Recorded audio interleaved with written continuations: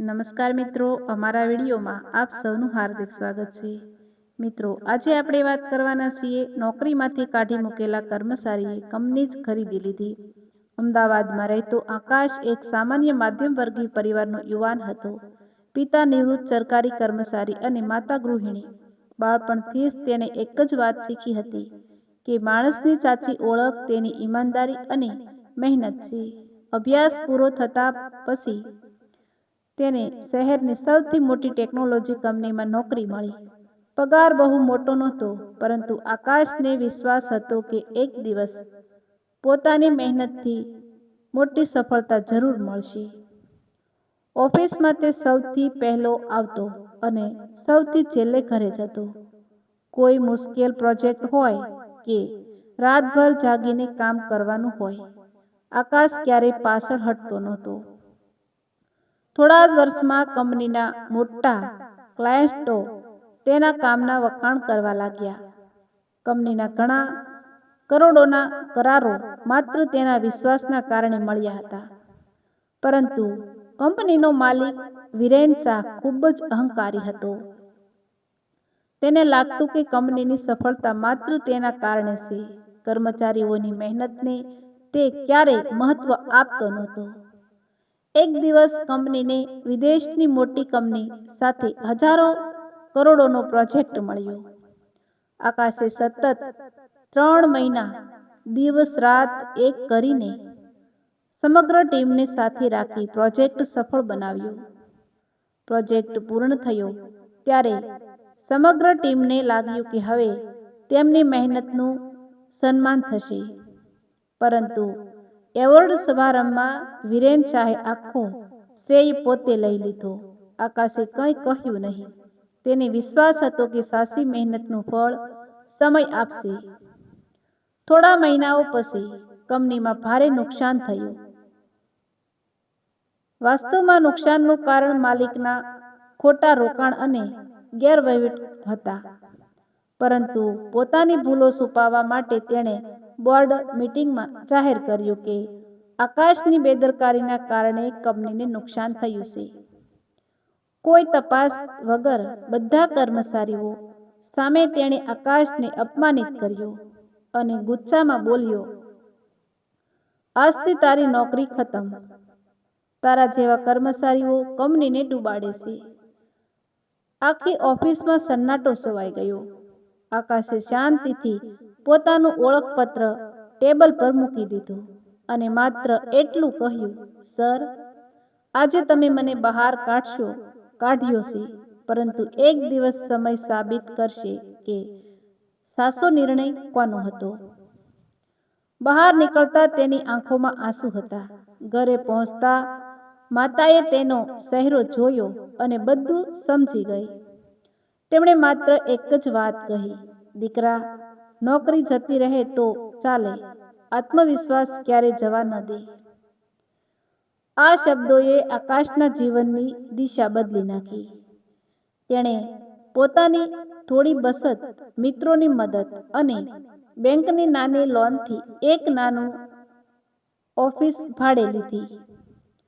શરૂઆતમાં માત્ર 3 લોકોની ટીમ હતી. ઓફિસમાં જૂનું કોમ્પ્યુટર હતા, તૂટેલી ખુરશીઓ હતી અને ઘણીવાર વીજળીનું બિલ ભરવા માટે પણ પૈસા નહોતા. છતાં દરેક સભ્યને વિશ્વાસ હતો કે તેઓ કંઈક મોટું કરશે. આકાશે નક્કી કર્યું કે તેની કંપનીમાં કોઈ કર્મચારીનું અપમાન નહીં થાય. દરેકને પોતાના પરિવારના સભ્યની જેમ માન આપવામાં આવશે. શરૂઆતના મહિનાઓ ખૂબ કઠિન હતા. ઘણા ક્લાયન્ટોએ તેમની ઓફર નકારી કાઢી. બેંક લોનની કિસ્ત ભરવાની તારીખ આવી ગઈ હતી. એક દિવસ તો એવી સ્થિતિ આવી કે ઓફિસનું ભાડું ભરવા માટે આકાશ પોતાની માતાના દાગીના વેચવાનો નિર્ણય લીધો. માતાએ સ્મિત સાથે દાગીના તેના હાથમાં મૂકી દીધા અને કહ્યું, આ દાગીના મારી ખુશી નથી, તારી સફળતા મારી ખુશી છે. આકાશની આંખોમાં આંસુ આવી ગયા. તેણે પોતાને વચન આપ્યું કે હવે પાછો નહીં ફરે. થોડા દિવસ પછી એક નાની કંપનીએ તેમને કામ આપ્યું. આકાશ અને તેની ટીમે એટલી ઈમાનદારીથી કામ કર્યું કે તે કંપનીએ બીજી 5 કંપનીઓને પણ તેમની ભલામણ કરી. ધીમે ધીમે કામ વધતું ગયું. 5 વર્ષમાં તેમની કંપની દેશની જાણીતી કંપનીમાં ગણાવા લાગી. કર્મચારીઓની સંખ્યા 3 માંથી 3000 સુધી પહોંચી ગઈ. બીજી તરફ વેરેન ચાની કંપનીમાં કર્મચારીઓ એક પછી એક નોકરી છોડવા લાગ્યા. જે લોકોને ક્યારેય સન્માન મળ્યું નહોતું તેઓ સ્પર્ધક કંપનીઓમાં જોડાઈ ગયા. મોટા ક્લાયન્ટો પણ કરાર રદ કરી દીધા. બેંકોએ લોનની વસૂલ શરૂ કરી. મીડિયા રોજ કંપનીના નુકસાનના સમાચાર બતાવવા લાગ્યું. આખરે કંપની દેવાવાળી કગાર પર પહોંચી અને વેચાણ માટે જાહેર થઈ. આ સમાચાર સાંભળીને આખું શહેર ચોંકી ગયું. આકાશે પણ આ સમાચાર વાંચ્યા. તેની ટીમના સભ્યોએ પૂછ્યું, શું આપણે આ કંપની ખરીદવાનો પ્રયાસ કરીએ? આકાશ થોડો સમય મૌન રહ્યો અને પછી બોલ્યો, હું બદલો લેવા માટે નહીં, હજારો કર્મચારીઓનું ભવિષ્ય બચાવવા માટે આ કંપની ખરીદીશ. થોડા અઠવાડિયામાં કરોડો રૂપિયાની ડીલ પૂર્ણ થઈ ગઈ. જે કંપનીમાંથી એક દિવસ તેને સુરક્ષા ગાર્ડ દ્વારા બહાર કાઢવામાં આવ્યો હતો, આજે તે જ કંપનીમાં મુખ્ય માલિક તરીકે તેનો પ્રવેશ થયો. ઓફિસના દરવાજા ખુલ્યા. જૂના કર્મચારીઓએ ઊભા રહીને જોરદાર તાળીઓ પાડી. ઘણા લોકોની આંખોમાં ખુશીના આંસુ હતા.